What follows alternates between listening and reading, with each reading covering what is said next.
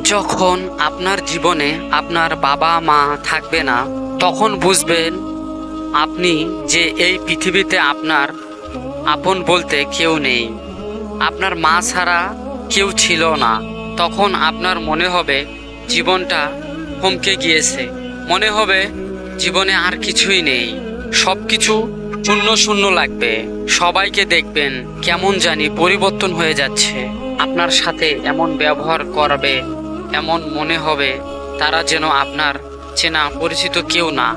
যারা আপনার এতদিন আপন ছিল তারাও আপনাকে চিনতে পারছে না।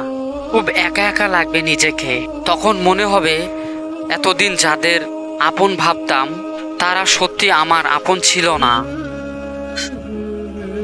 আপনার মনে হবে হ্যাঁ, আমার আল্লাহ ছাড়া আপন বলতে আর কেউ নেই।